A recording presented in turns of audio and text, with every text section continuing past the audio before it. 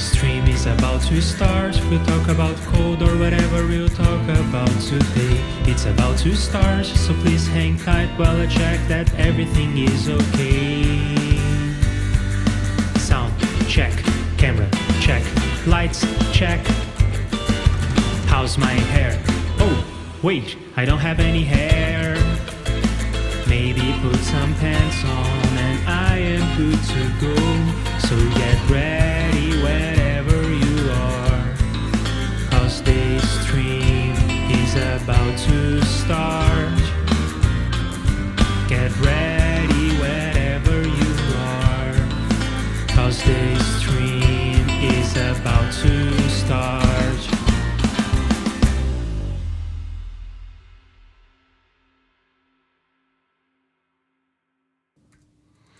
Hi, I'm Leandro Facchinetti.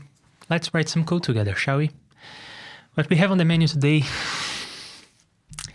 is waveform displays, and I am sighing because this has been on the menu for so long, and still we haven't really got it yet. We'll get it. It's a complicated thing, actually, to make it look good and perform well. So let's go over the idea once again, what we need to do, how we are going to do it, what are the variables involved and everything. Right, so let me shuffle some screens around here. So let's do some ASCII art here to explain what I have in mind. So there is these samples that are coming in. And I will represent the samples as a series of numbers, because that's what they are in the end of the day. So something like 0.1, 0.7. And then I'm going to repeat. And I'm going to repeat a lot of times because we have a lot of samples coming in. So this is just a series of numbers coming into our plugin. And I made this list long on purpose because we do have many samples, 48,000 of them coming into the plugin. And then we have this data structure here that we are calling waveform samples.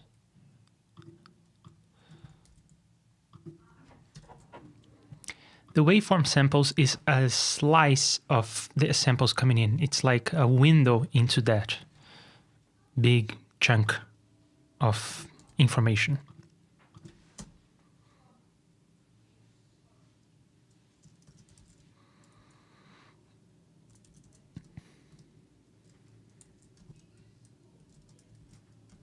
Something like that. So we are scrolling this window across the samples as samples come in. So for instance, when 0.7 comes in, I mean, as usual, past is on the left, future is on the right. So as 0.7, the next sample comes in, we are going to remove the oldest one from this slice and add in 0.7, just like that. And then we keep scrolling the window across. Then we have what I will call maybe the waveform, all capital. Not really sure how to call this. But the idea here is we have a bunch of samples here in this temporary buffer, and the purpose of this temporary buffer is to allow for communication between the sample, the audio thread that is collecting samples. So the audio thread is running at audio rate, 48,000 times a second that block of code is going to run, and it's simply going to put stuff into this data structure. Then there is the drawing thread, the GFX block, that will also access this data structure. It will access the same data structure concurrently, and it is going to be responsible for reading. So while the audio thread is writing into this data structure, the GFX block is reading from the data structure. And what it needs to do while reading from the data structure is it needs to do some drawing. So let's say that this is the area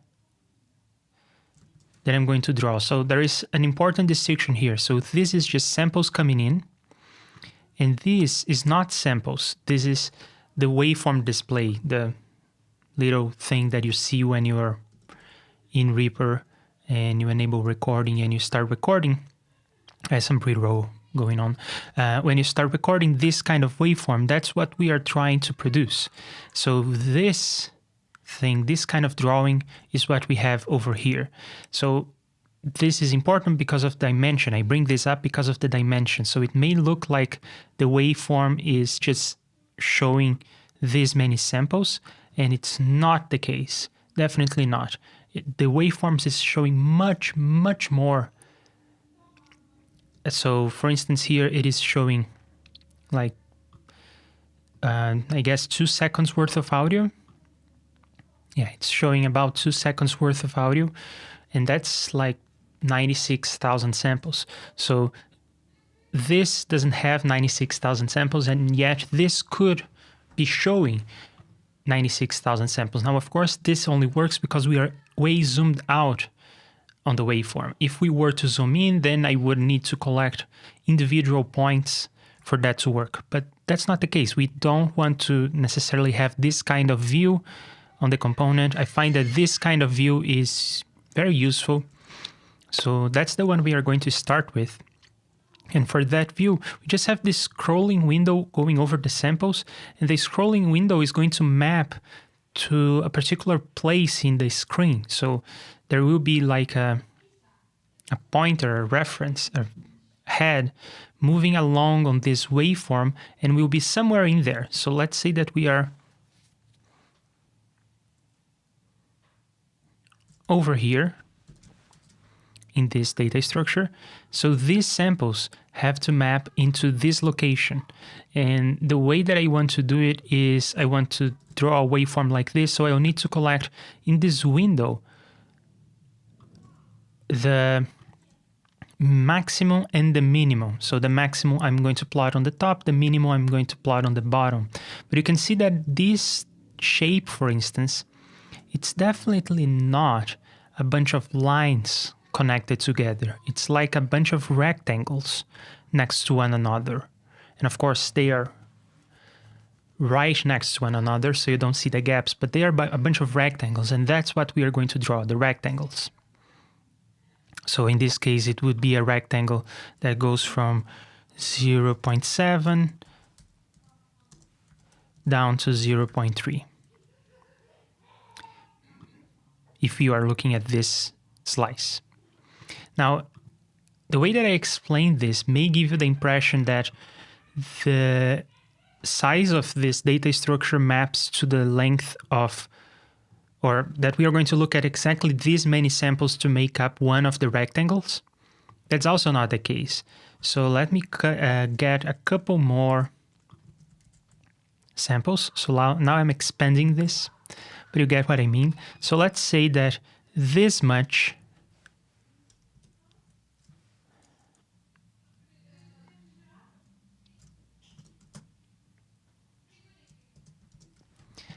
is what we read to make up one pixel or one rectangle on the screen. And then we take this window and we slide it around so that now it's starting to look at this samples and some that are about to come. So there I'm drawing all this because I need to make sense of things, because there are many pointers going on at once, especially because this whole idea of sliding a window, like I explained before, when the new sample comes in, we put it there and remove the old one from there. So this whole notion of sliding a window like this doesn't really work like that. When we are implementing things, we have to keep a circular buffer, and we already have a data structure for that, but it's important to keep that in mind, that we have to implement this with a circular buffer. So there is a write head, a read head, they wrap around. It gets complicated really quickly.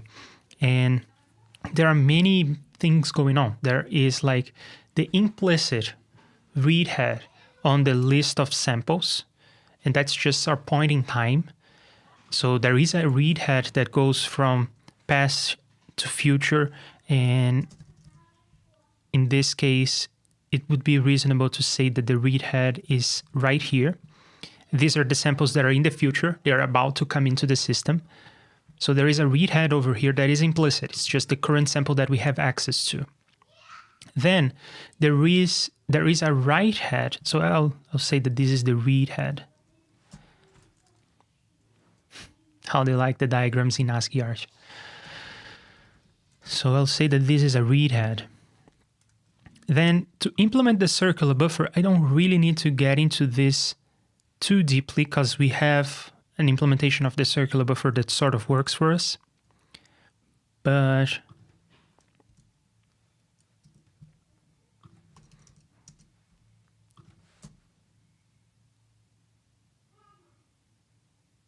in this situation, the way that I drew the picture, we have a write head right here. And the write head is embedded in the data structure. So we do have an implementation of this. And in the audio thread, we are able to just say, I want to push a sample into the circular buffer. And this circular buffer knows that when it gets here, the next position it needs to write to is that one. So it knows how to wrap this pointer around. So naturally, the way that this works is it starts with just a bunch of zeros. Like this, that's how the buffer starts. And then the pointer is pointing at where we are about to write. Right, yeah, that's what we implemented last time. So the pointer is where we are about to write. So if we were to write sample 0.7, we would put 0.7 here and advance the pointer. Because next time we need to write something, the pointer is pointing at the location where we are about to write. And then you just keep doing that and moving the pointer along. When it gets to the end, it needs to wrap back, and it does that. And this is all implemented already. We have an implementation of this that we can just rely on. And in case you're interested, you can go and watch the previous streams in which we actually implemented the thing. I implemented the whole thing in the stream. So we already have a write head for this, but we also need a separate head that is going to be reading. Typically, the way that you write and read from a circular buffer is with an offset with respect to the write buffer. Oh, Tail is here. Hello, Tail. I hope you enjoyed this. I think I finally figured out the logic of how to do the waveform display. I may not get to the whole implementation today, but I think I will get a solid understanding of what needs to be done. I know I said that before, but this time I think it's for real. Right, so we do have this write head, and typically the way that you use a circular buffer is for things like delays, and then you are interested in an offset with respect to the write head. So you are interested in like 3 samples ago because you want to do a delay of 3 samples, something to that effect.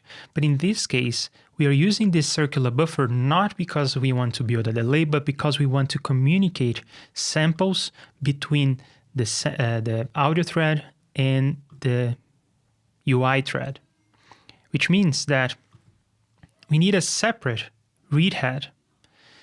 So we need to be explicit about this, and we need to manage this read head ourselves.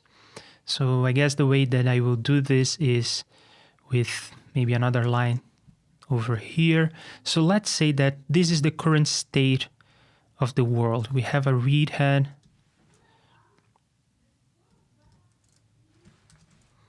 Over here. And why would that happen? Why would the read head and the write head be out of sync? Well, because the audio thread is running more often than the UI thread. So the write head is receiving new samples and just moving along, marching forward. While the read head is lagging behind because while the audio thread is running 48,000 times a second, the UI thread is running 30 times a second, 60 times a second at most. If you use this setting, then you can increase the default of 30 Hertz to 60 Hertz. But still, it's running a lot less often, which means that it will be lagging behind the read head. So our job will be to catch up in the UI thread, when we are doing the waveform display code, we'll have to catch up the read head to the write head. So we'll just march forward, reading stuff as we go. And this is important that we have a separate write head unrelated to the read.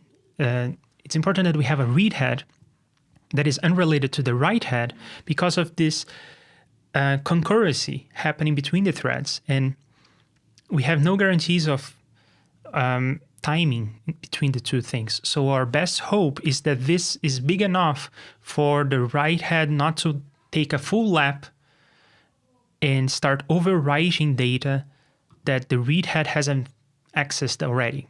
So this is our only hope, and we need to make this circular buffer big enough for that to be the case, for that to work right. So we have this read head over here.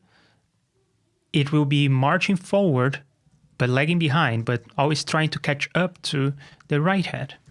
And as it does that, as it is reading samples, we are going to be composing this other buffer here that I guess I will call this column. Don't know really what to call it, but the point here is the column is one of those rectangles.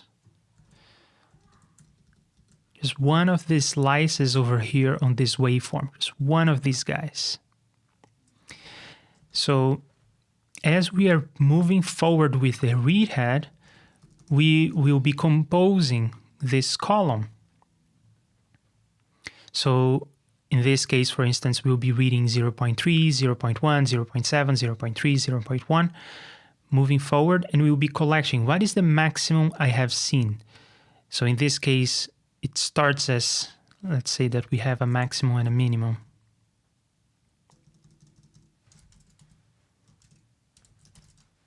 So what's the maximum I have seen? Well, it's 0.3. And what's the minimum I have seen? Well, it's 0.3 as well. And then move forward. What is the minimum I have seen? It's 0.1. What is the minimum I have seen? Well, 0.1. What is the maximum? 0.7. And you keep doing that. But for how long? Well, it depends. So we need to have this notion of the column size. And that's given in terms of samples per column. So how many samples do we collect to make up one of these columns? So let's say that in this case it's 3. So we went over 3 samples.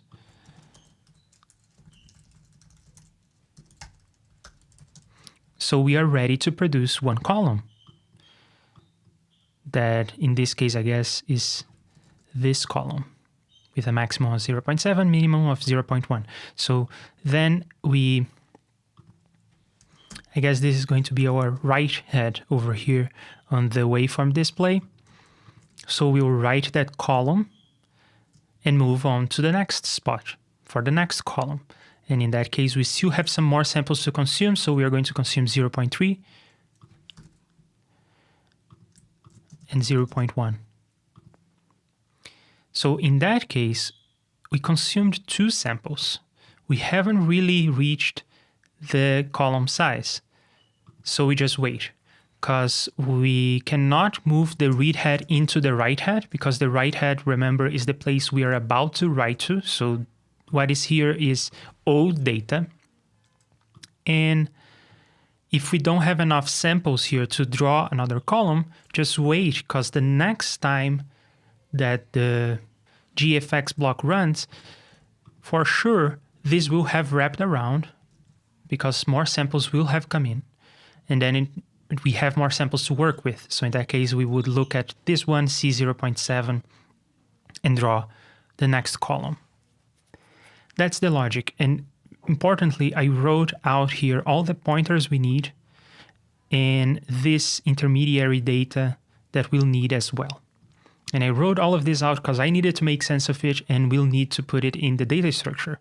So now let's look at the implementation of this. We have implemented most of this logic. Really the part that is missing is this much. But even for that, we sort of have a sketch from last time. So there is a fair chance that we'll be able to do this. Right, so there are constants that we have to work with that are already here, and there are some constants that we haven't defined. We need to have a notion of the size of this doesn't really make sense. The size of this is something that we already have. This is defined in terms of the refresh rate, the number of the number of samples in frames.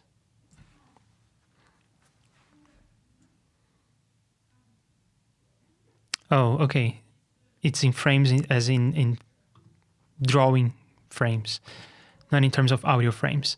So we already have this size, and we computed it pessimistically so that hopefully it will never be the case that the audio thread is lapping around the UI thread. So that's good. Then we need this notion of the size of the column.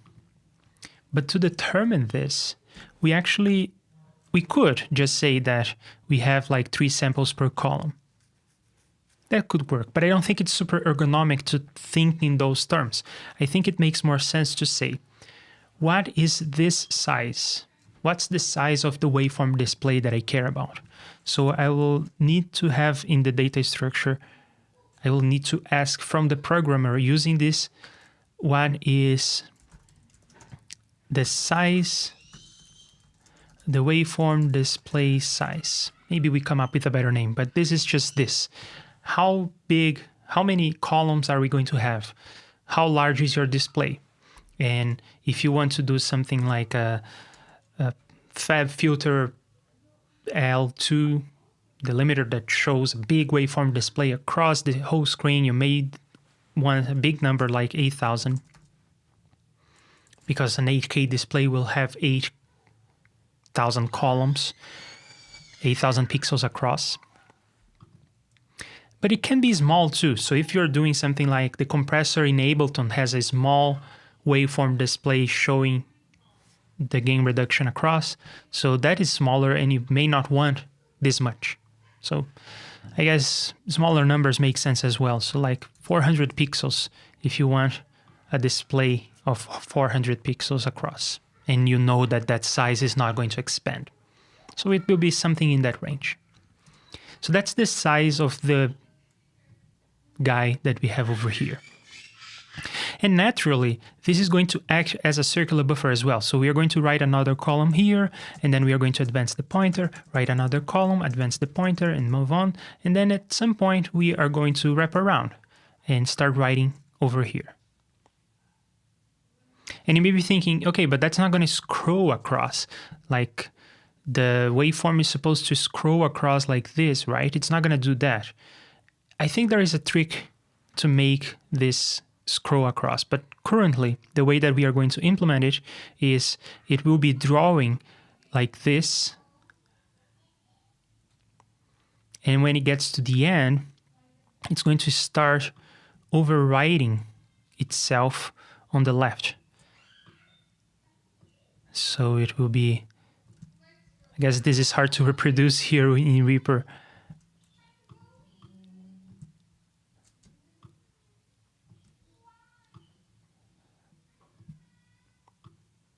Okay, I think I did it.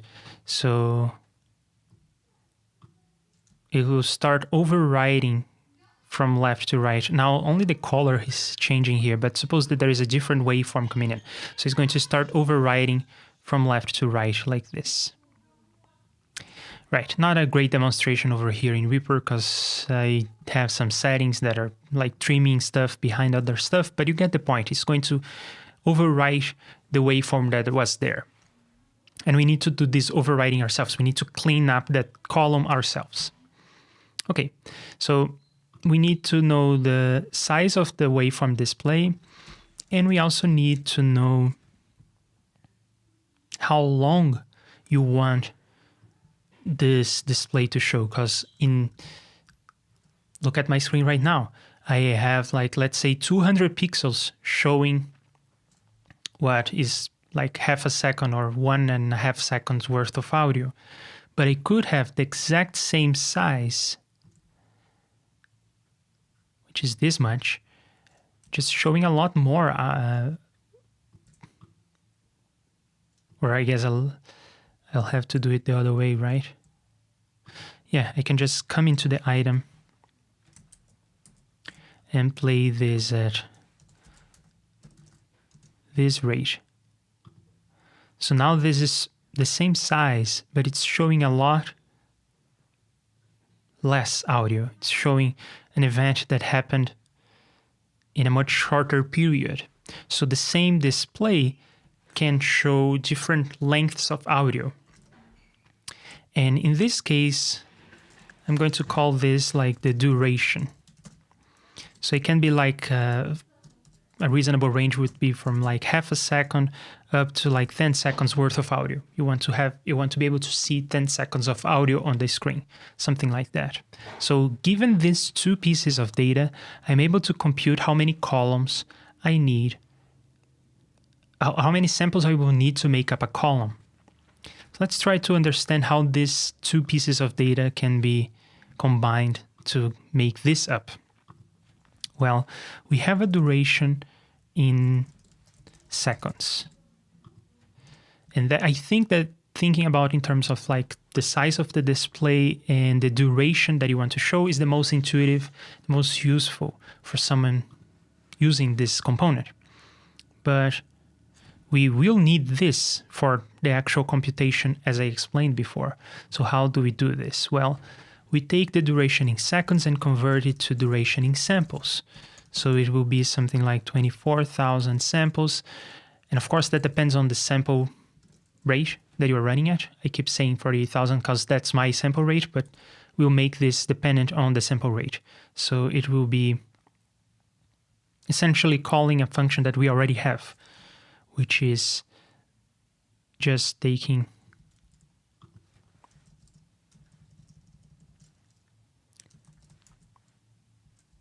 this and calling the function that it's something like milliseconds to samples, something like that. And 10 seconds is 4800,000 samples. Okay, so far so good. Then, how many samples per column? Well, this is the number of columns. Bo is here. Hello, Bo. It's great to have you. How are you doing? Did you like our conversation yesterday with Kenny? I know you watched because you asked questions and everything. I hope you liked it. I wasn't reading the chat, so I don't know. I was streaming from my computer and I wanted like most things to not be running. Like I didn't want a browser running because, you know, it was an important stream. I didn't want things to glitch because I had a browser open and my computer couldn't keep up. Right, so we just take this column size. How do we compute that? We take the duration in samples.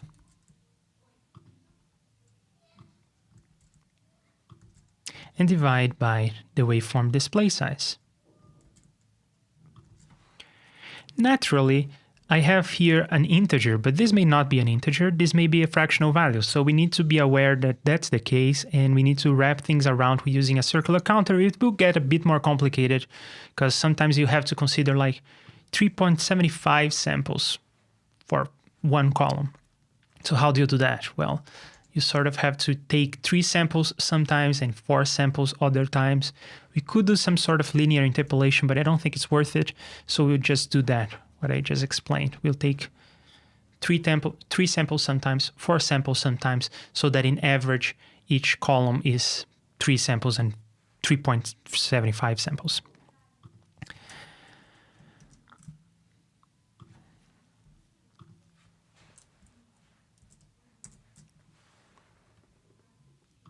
Okay. Oh. But you were there yesterday, right? Because Oh, okay, I guess you missed the first part yesterday because YouTube didn't remind you, and then you were there for the other part when you asked questions and everything. Great, I'm glad you liked it.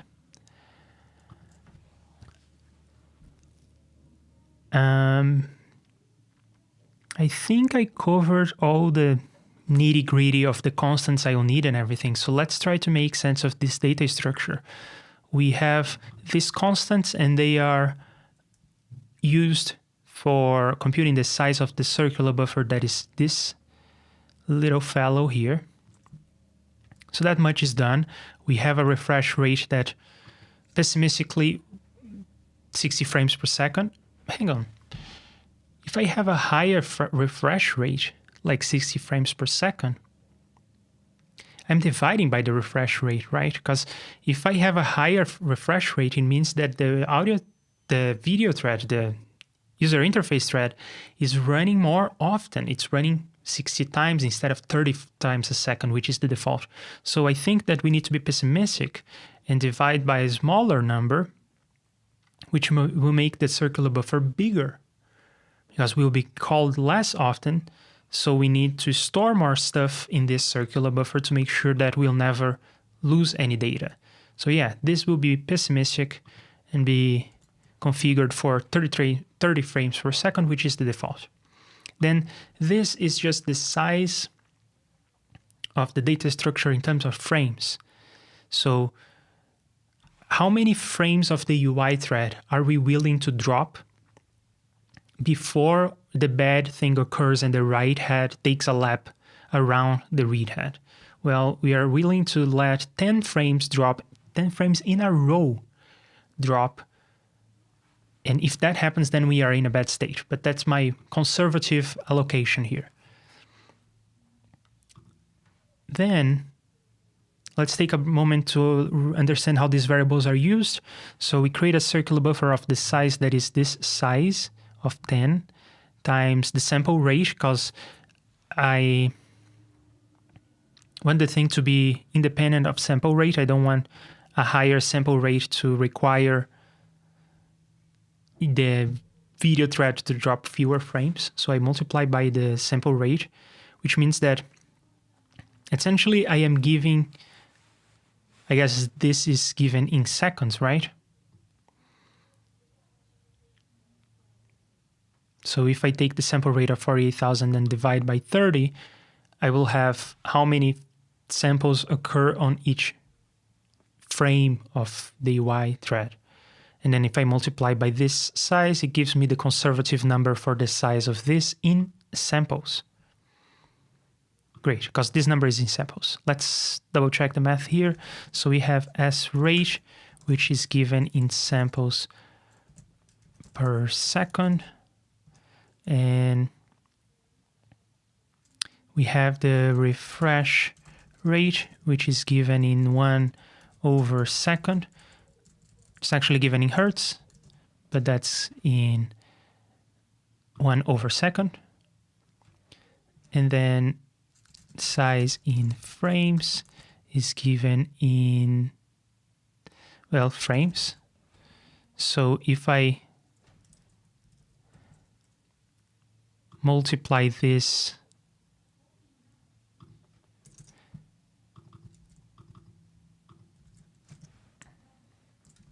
by that, I end up with something that is in frames times samples divided by second.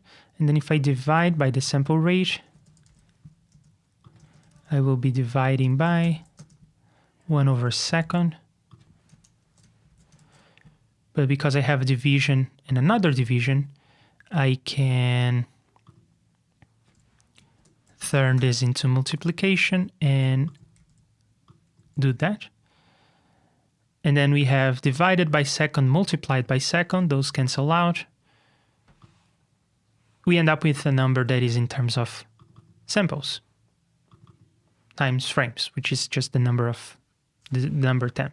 Great. Okay, this all makes sense. Now let's look at so these were constants, things that you may want to change. Like if you know that your plugin is running at 60 frames per second, you can, if you want, before initializing the waveforms, come here and change this number. I will not, even though my plugin is running at 60 frames per second. I just don't care. This is pessimistic, so it's going to allocate a bit more memory. That's fine by me. Then we have the pieces of the data structure itself. Those are the constants. These are the pieces of the data structure. and we're going to look at that next. Yeah, I learned from my from my colleague who speaks Swedish. Oh, okay. So, well, we'll need this data structure. It's what I'm calling here the waveform samples. We'll need this read head. So the write head is embedded in the waveform display itself. The waveform displays a data structure that contains the write head. It manages the write head, but we don't want to read based on an offset of the write head. We want to have an independent read head. So that's this guy. It's the read index here. That's this guy here. Then we can store some of this information, or even that. But we could also require this at drawing time. There are some things here that make sense to require at the time you are drawing, and usually it's better if we have to store stuff in the data structure. We can. Some things we have to store in the data structure, like the circular buffer itself. But if we can avoid storing stuff in the data structure, that's good. For several reasons. It's one less item in the data structure, so it's occupying less memory, but that's not a big issue. What's most important is it gives us flexibility moving forward. So if your plugin wants to be able to zoom into the waveform somehow or change some aspects of the drawing, then you do have some control if you're providing this information later, or at least it makes more sense to me that way. So I'm not sure if I should require this at the time you are allocating things or at the time that you are trying to draw things. I think I will leave this for later. I think I'll just require you to pass me this information when you are drawing. Oh, don't be sorry. That's great. One of the reasons why I turn on the camera when I'm doing this is so that there is a community. So it's great that you're having this conversation. I love it. Well, there is one thing that we do need though. We need to allocate this place where we are drawing to. Last stream, I played with this idea of not having this as a data structure, but having this as a frame buffer, a temporary frame buffer that is off screen that we draw to. That idea seems to fly. So we will not have any sort of circular buffer for this, but we will need this notion of the write head still. So even though we'll not be like using a proper circular buffer for this, we'll be sort of just drawing right away to the off-screen canvas. We still need to be able to know where we are and to wrap around. So that needs to be part of the data structure. And there is one other like weird aspect of drawing in JSFX that we need to be aware of here. This off-screen drawing situation that we have going. I think I saw, let me show you what I mean. So when you want to do off-screen drawing, you have to say what is the dimension of this off-screen canvas that you want to have. And in this case,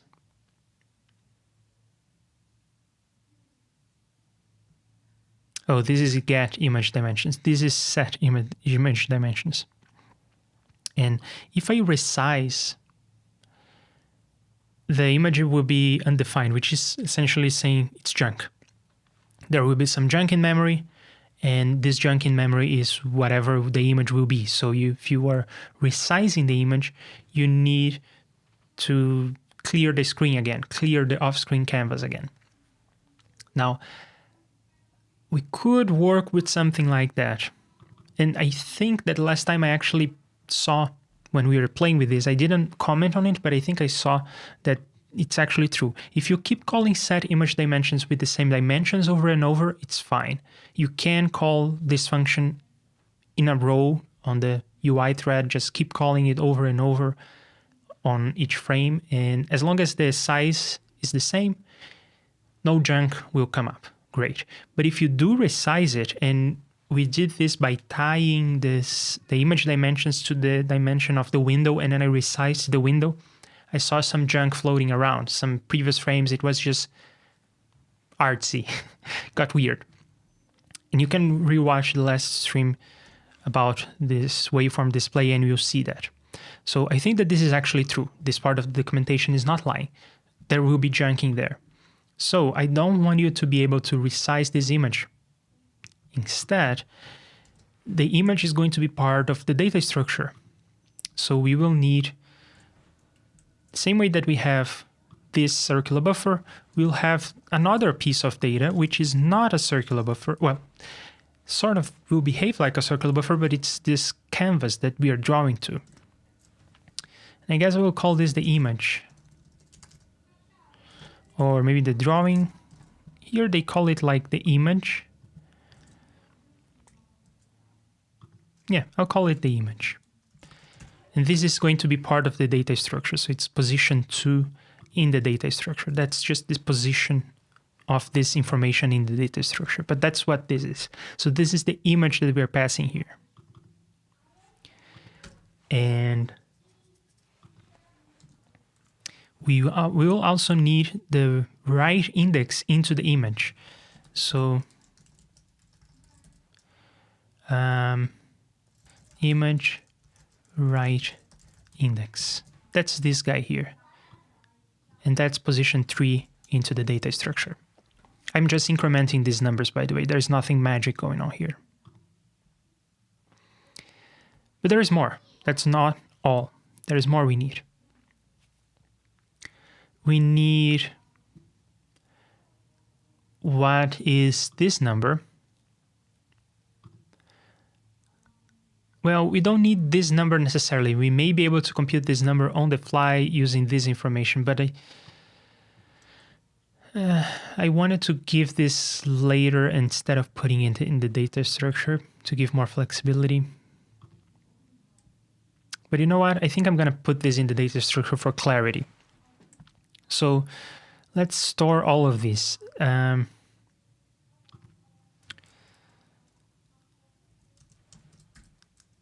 I'll have a waveform image width and height, right? So I'll have a width and a height, and I could fix the height. I could say that I'm always drawing to like 2000 pixels, which is more than enough for most displays. But I think I will require this. Maybe I'll give it as an optional argument, but I'll require this guy. So these are these dimensions. I'm mostly interested in the width, of course. And this is like this width. Then I will also have a waveform duration given in seconds, or given in samples. I don't really care. Just the duration here, probably given in samples. Yeah, I'll probably normalize this to samples. And with that, I will be able to compute the column size. So I'll just get a hold of this, of this and that, and I will use this formulas to compute the column size. But I will need some more stuff. I will need to know what is the current maximum, the current minimum, and what is my position here. I'm iterating over this read head situation, and I'm going over and saying that I need like 3 samples per column. But as I mentioned, sometimes it will be the case that I have 1 sample in my hand already, and I'm here. So I will be able to, I will not be able to move forward, because remember, the right head has junk under it. It's old data.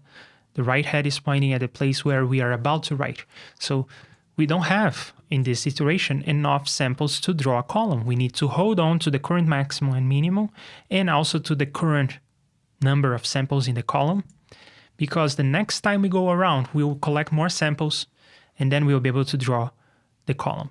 So we'll need to store. Oh, I guess I want to say that this is the image duration. Maybe not quite, it's the waveform duration.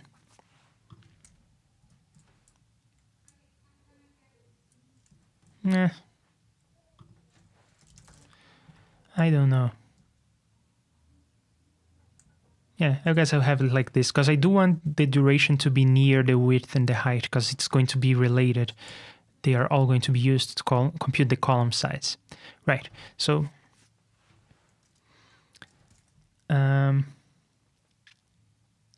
then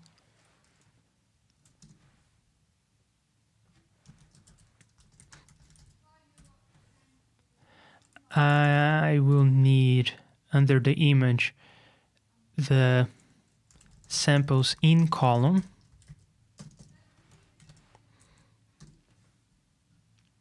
That is just like in this situation I just explained, where I have one sample already, but I cannot move forward. This number, samples in column, will be the number 1. I have one sample in this column already.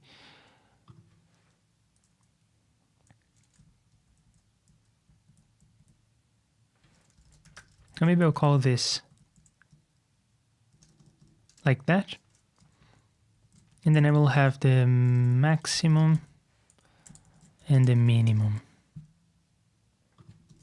Naturally, the maximum and the minimum are the current maximum and minimum that I'm about to write to this index. All right, am I missing anything? These are the samples coming in. The write head is part of this circular buffer that we already have. The read head is over here. Then we have this image that we'll need to have a location for. This guy is a number between 0 and 2048. So I will need, oh no, this is the height. So it's a number between 0 and 127. So this is this number here. This is the address of the buffer itself. Then the dimensions of the image, the duration that the image is going to cover, and then the current situation of the drawing. So how many samples do I have currently for that column? What is the maximum and the minimum that I will draw in that column? And then I have the write index into the image. Okay. I think that's all I will need. So let me double check that my numbers are correct. They seem to be. So how do I create a new waveform? What are the pieces of data that I want to pass over here? Well, the number of samples is fixed and mostly computed using these two constants. So I don't think I will bother. I will just leave this as internal detail, implementation detail. The read index is going to be initialized to 0 always. Then the image, I think I will allocate the image myself. So yeah, let's do this. Let's do it like this. Well, not for all of them. I already have the samples and the read index. So just for the image stuff, I'll do it like this.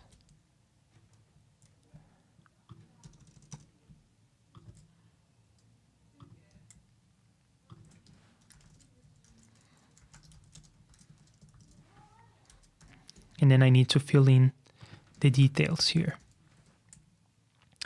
Well, to begin with, this one is kind of difficult, so I will leave that for later. The width and the height of the image, something that I think I can ask for the user to give me, because, as I said, you may be doing something like a big display, or you may be doing a small waveform display, so it makes sense to ask for this. The duration also makes sense to ask for the duration. And then how many samples do I have in the current column? 0. What is the maximum? Well, it is minus infinity. And what is the minimum? It's infinity to begin with. And what is the right index? It's 0. I'm starting here on the left. Same way I'm starting here. But this guy is kind of complicated, so we'll need to take a tangent now, do this other thing, and then come back. We need to do a memory allocator. Not a memory allocator, but we need to make an image allocator. Because we need to allocate these images and we want to keep them distinguished. I think it makes sense to write an image allocator much in the same way that we wrote a memory allocator up top. So how are we going to do this? Well, let's comment out this whole thing we have going on here for waveform display. Then let's find a place to implement an image allocator.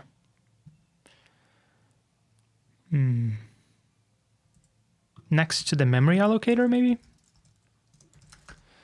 Memory allocation. I guess image allocation. Fair. So I will implement a logic that is similar to this, except that I don't need to do any memory alignment situation, so it will be simpler. Let's copy over the tests as well.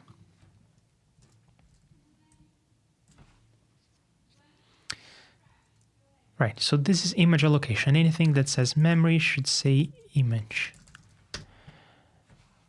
Next available address. I'll rename this to next available. Image descriptor. Image referenced by blah, blah, blah. Next available index. It's an image index. I don't need the notion of length. When I'm allocating memory, I need to know how much memory to allocate, but when I'm allocating an image, it doesn't really do anything in terms of length. So this is not an argument I need. And then the address I will rename to image. And then instead of plus length, I'll just say +1. I don't need to memset. I will just do this. So it's very similar to the implementation of enumerations for those who were there for that. Then the image test has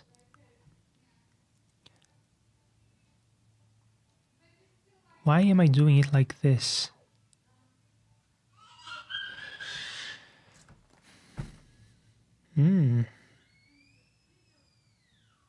Oh, because I want to reset the alignment length. Okay. Because of this test. So I don't really need this local variable. I can remove this whole situation here and just return the result directly. So I will check that the index is equals to 0. Then when I'm allocating images, I'm always getting sequential numbers and there is no notion of alignment. So this test is good enough. Let's go to the place where we register the tests and find where we have memory stuff. Duplicate that line and change from memory to image. Go into REAPER,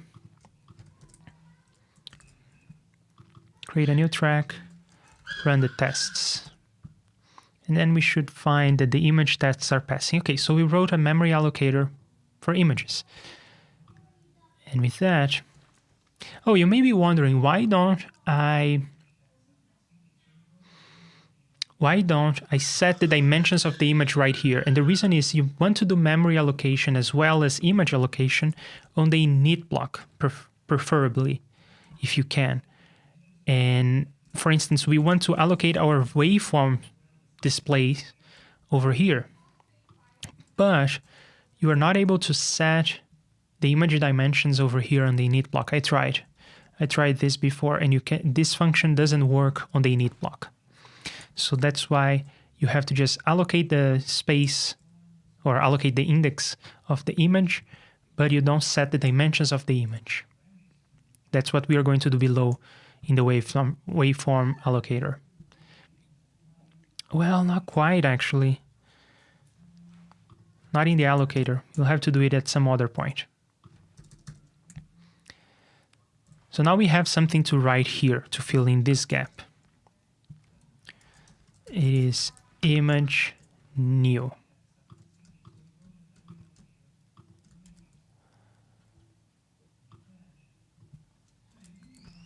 There you go. And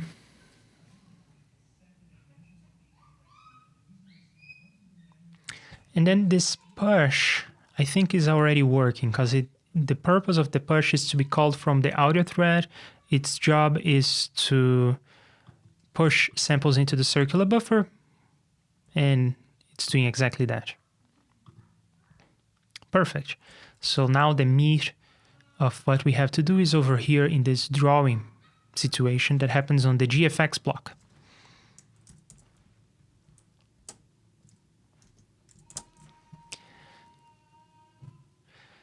Swedish summers are epic.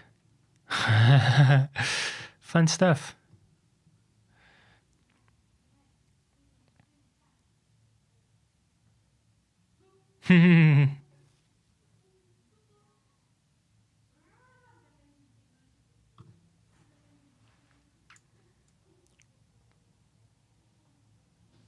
Okay. I would not expect mosquitoes. Doesn't sound Swedish to me. I expect mosquitoes in warmer places. Sweden is never warm, not even in the summer, right?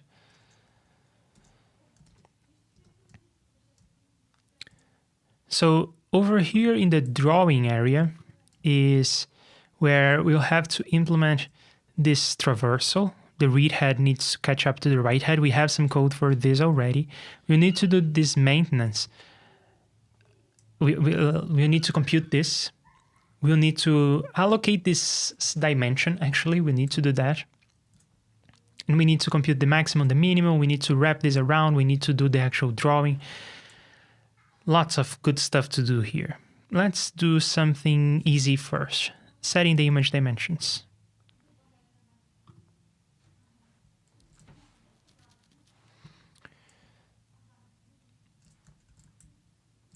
Let's see what, and I will remove all the local variables because they are definitely going to change.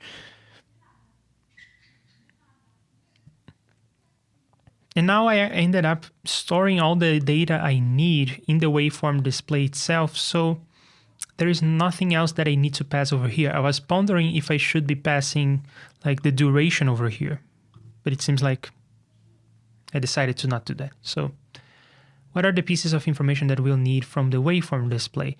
Most of this, if not all of it.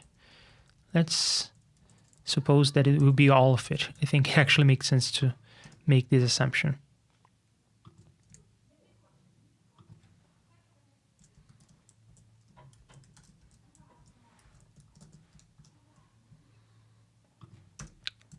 Okay, so it boils down to read a bunch of things. We'll also need some extra stuff from the samples.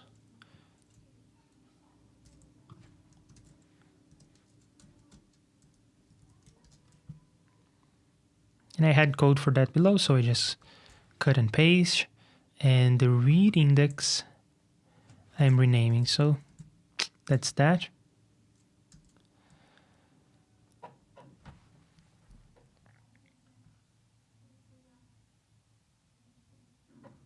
Yeah, and then we need to take this image and we need to allocate that. But remember, it's fine for us to call this over and over as long as the dimensions are the same. And they are. So there you go. And then we will start to do some drawing. So I will pass this here. And then after we are done, we are back to -1. The destination -1 is the main user interface that you see over here. In this while loop, we are doing the catching up of the read index with respect to the write index. And I guess I renamed the read index. Now it is called samples read index. just like that. So while the samples read index is not the same as the write index, I'll keep advancing to the right. And I will do that with a circular counter of samples length. All of that makes sense. Okay. Then I will want to get the sample from the circular buffer, and I do that using this. And then I have some X and Y, and I think that all of that will go away. But for now, we'll just comment out.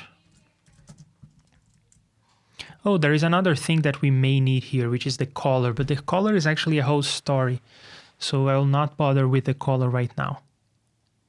All right, so in this loop, I have the sample. Great. Now I need to consider, no, I will need to just collect this sample into the maximum and minimum. I have the maximum and minimum here.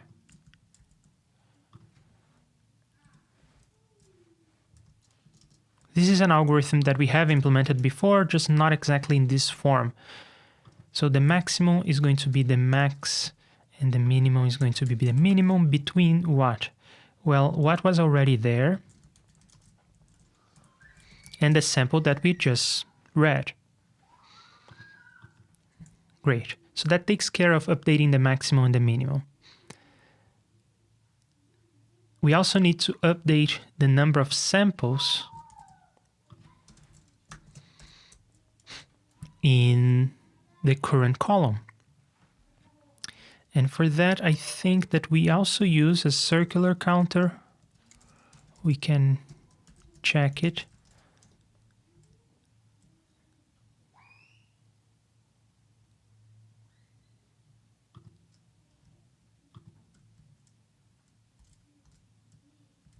Yeah, what is the circular counter? It's this. And what is the maximum? Well, the maximum is this number here, the number of samples per column. So I'll call this samples per column, but we need to compute what is samples per column before we even get into the loop. So I'll put this here.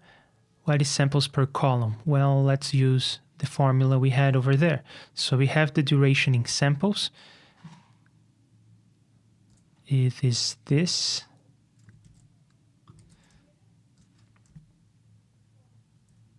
And divide by the width of the display, which we are calling image width.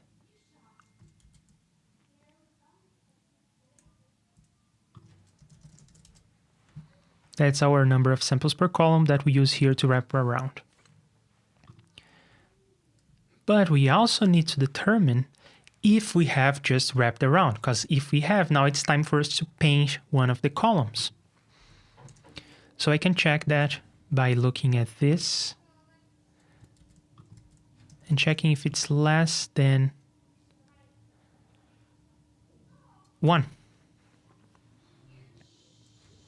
We are incrementing the circular counter in steps of 1. So if it's less than this step, it means that we have just wrapped around.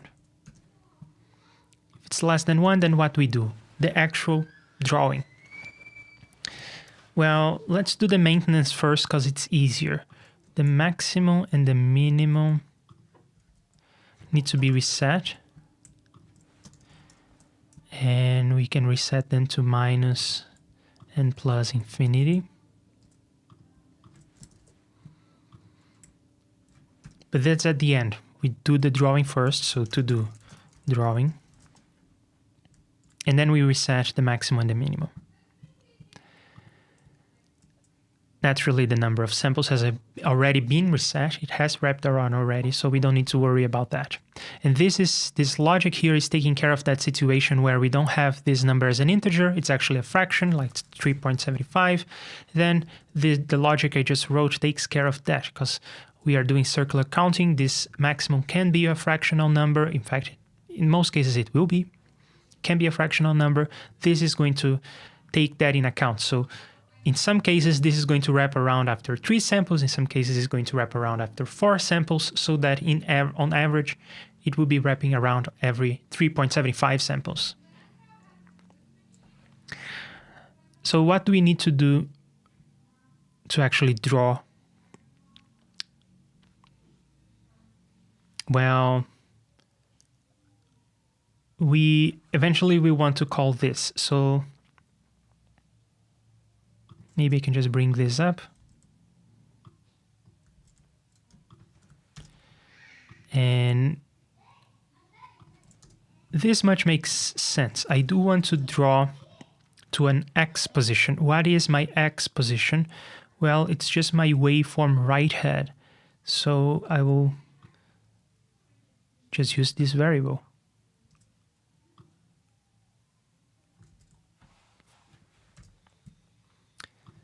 And I will want to update this as well, so that it goes to the right.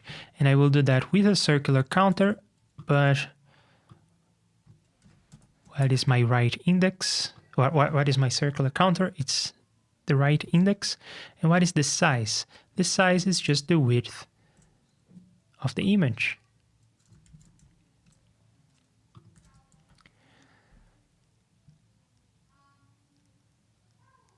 Okay, so my X position is okay. Now for the Y position, I will just want to replace 8,000 by the image height.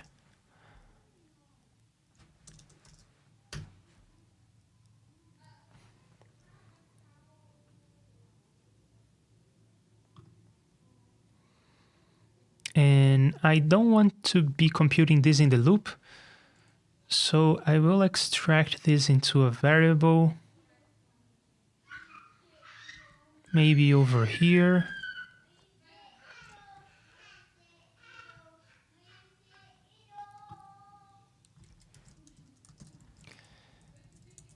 I'll call this the midpoint.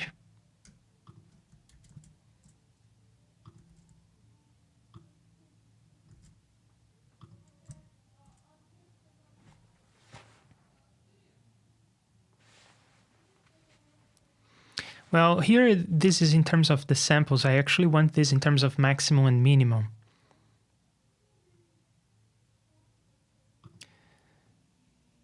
So because I am reasoning about this in terms of maximum and minimum, I think I should compute the top and the bottom instead of computing Y. So I'll compute top first. What is the top? Top is based on the maximum. So they just take this formula and replace the sample with the maximum. And the bottom, I will replace with the minimum.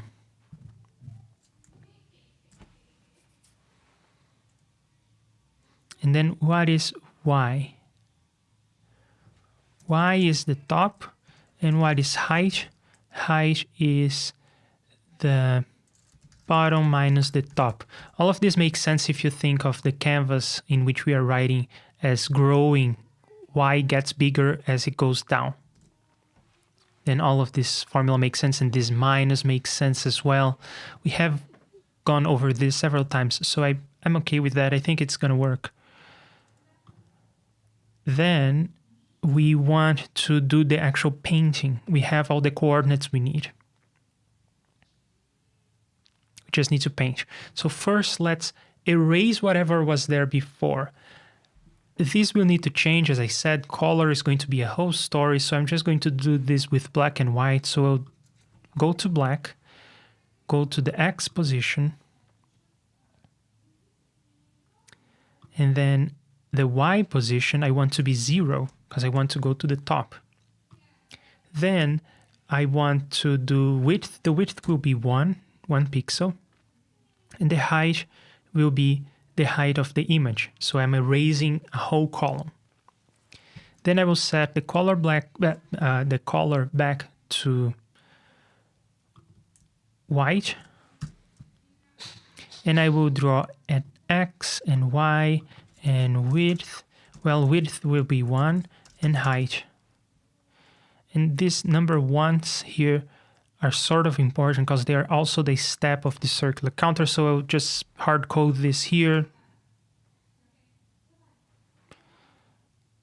I don't really have to. It's kind of easy to change this actually. Yeah, just change all the number ones. They're kind of magical. Magic numbers. Just change this to width. So call this maybe the column width.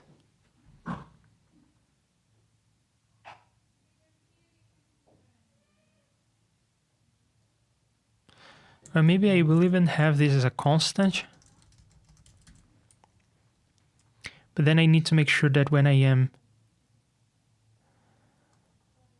calculating the number of samples per column, I need to divide by or multiply by. It gets complicated. I don't know. I will just revert to the number one. We'll start with the number one because we need to take that in account when we are computing the number of samples per column, when we are doing the wrapping of the circular counter. It gets complicated, so I will not mess with that right now. The columns are 1 pixel wide, always, width of 1. Great. And then we do the resetting. And then here at the bottom, I go back to my main drawing situation. So how about I give a name to this -1, because it is kind of magical.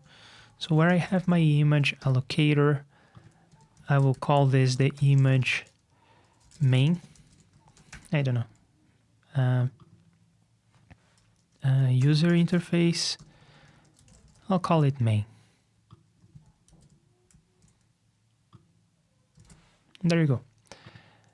And then I will bleed. What am I bleeding? I am bleeding the image. This image. I'm bleeding this image. And the scale.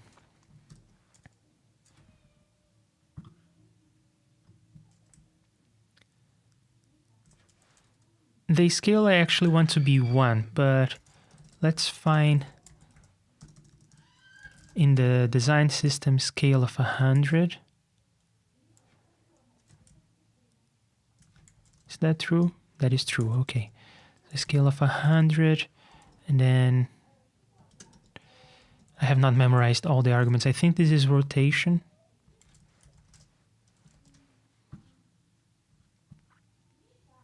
Yeah, it is rotation. I want a rotation of 0.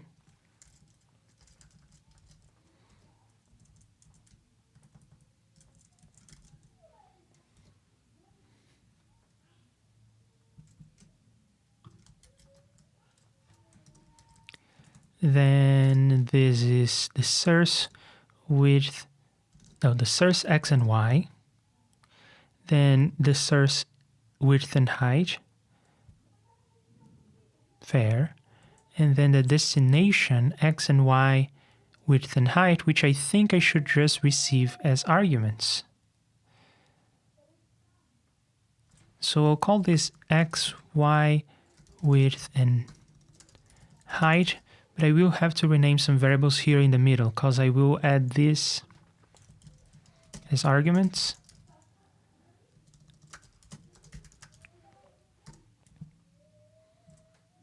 And then I need to make sure that I'm not using the same names, right? I'll call this the image X and Y.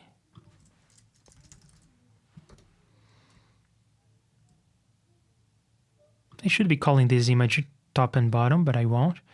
Then are we using width anywhere else as a bare name? No, but we are using height as a bare name over here. And I cannot just use image height because image height is a thing. But this is not the image height, this is the column height.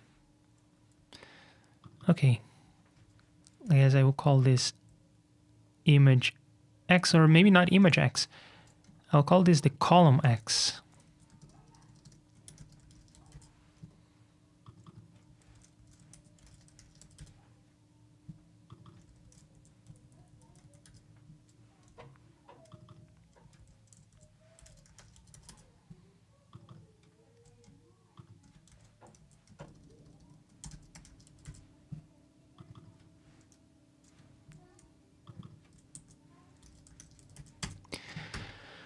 Okay, so I have X, top, bottom, Y, height of the column.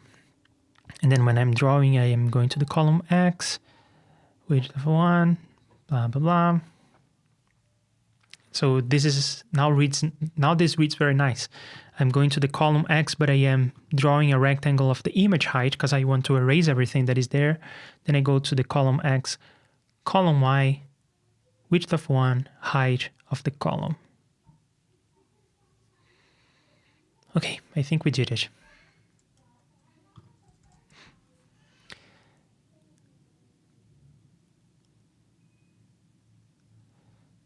Okay, and then this is the place where we have to update variables. So let's look at all the variables we gathered from the waveform data structure. And let's see the ones that we need to update.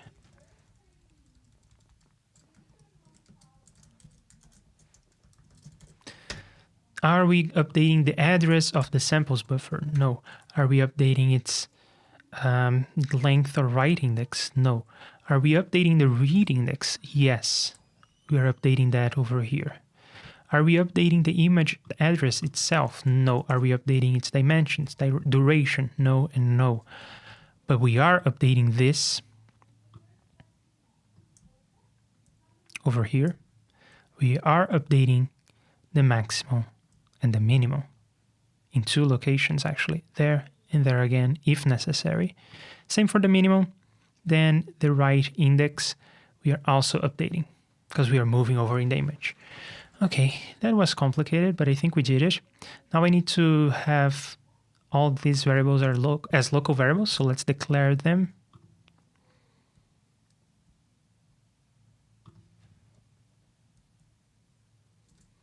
I think it's easier if I grab the equals sign.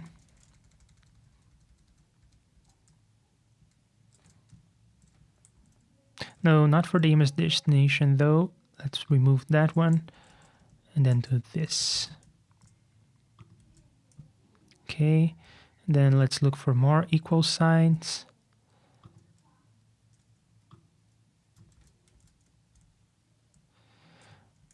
This has already been declared, but these 3 are new.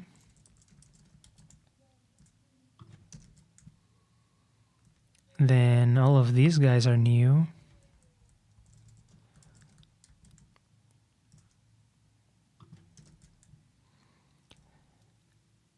And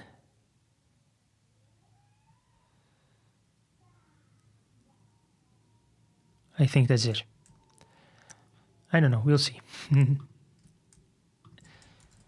the right column on the built-in ID in Reaper, we'll be able to tell if we missed anyone because it's going to show up as a global variable. But okay, we have something.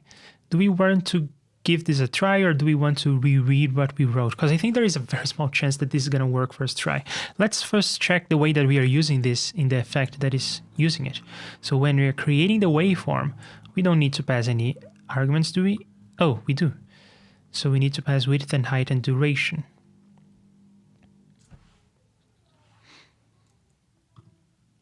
I'm tempted to use the design system, but I'm not sure if I have values in the design system that make sense here. Let's see what we have in terms of spacing. Oh, this is actually not an easy number for me to read. But whatever, I'll just go with that. So width, height, and duration. The duration is given in samples, so I will have to call milliseconds to samples. And yeah, Tail is voting for me to try it out. That's exactly what I'm doing. I'll store 5 seconds worth of audio.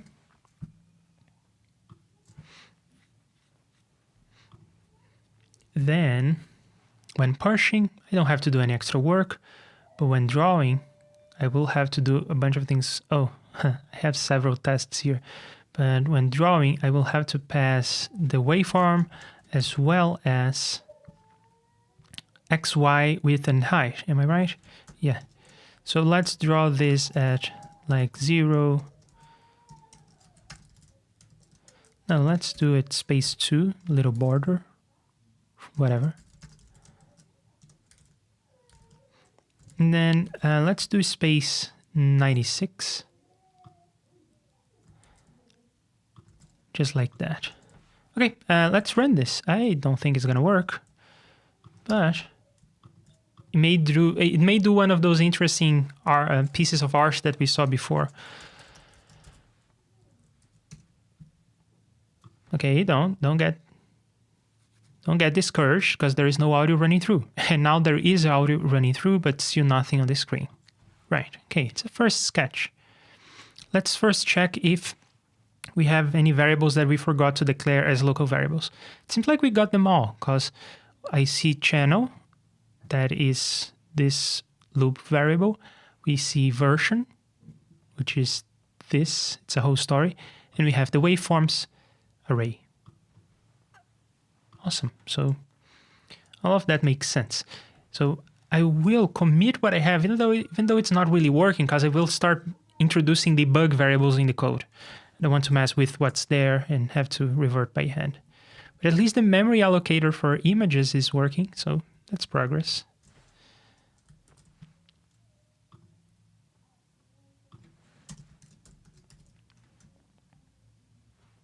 Right, so I am here in the implementation of the waveform display. Let's look at parts that could be working or not working. But before, let me read what you have to say about mosquitoes in Sweden. Laws. Up north, there's mosquitoes in abundance.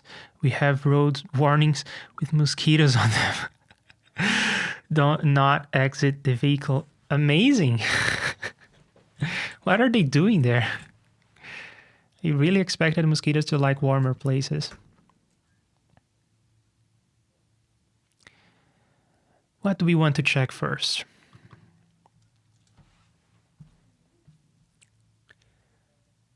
I want to check something easy. I want to check the image allocator again. So I want to check that the image is image number 0. I can do that over here by just putting debug. And then I see image 0. Good. So I am drawing to the right off-screen canvas. I want to make sure that over here I am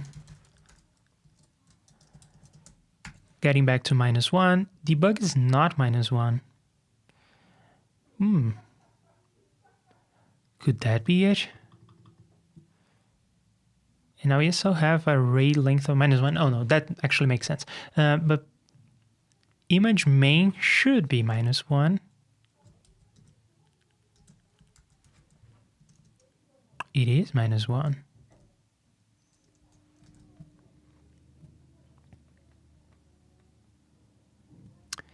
Let's see if we can find it here. Image main is -1. And yet the debug variable is 0. Weird, right? What if we force this to be -1? Then does it become -1? No. Oh, interesting. It seems like the GFX destination variable is special like that. No. Yeah, that would be too magic. Am I doing something silly here? Taylor is suggesting, can't you just add global and let GSFX generate an error to check for locals? Well, I do like using globals that I have not declared. I use them all over the place. So if I declared global variables here, then bam, it is complaining about samples being inaccessible. Isn't really the error message I was expecting, but it's going to complain because if you declare global variables, you have to declare all of them. So I guess the easiest way that I find to see if I covered all the local variables is to not use the global thing, because I don't want to use it, because I want to use global variables everywhere. But then I go here and then check if I have any stray variables that are in the body here. It shouldn't be there, because these are only global variables. That seems to work well for me. Do you think there's a better way of doing it? Let me know. Oh, okay. You agree. That's great. So the debug variable is not really getting to -1 as I was expecting, and that's weird. If I just have like hello, oh jello, being this number, then hello is 0. I am doing something silly. It seems like I am not even calling this function. It seems like this code is not even running, right? Because if I have a function here, like remove me, and in there I have a global variable called RE. Oh, I was expecting that to show up here, but it doesn't. Quite odd.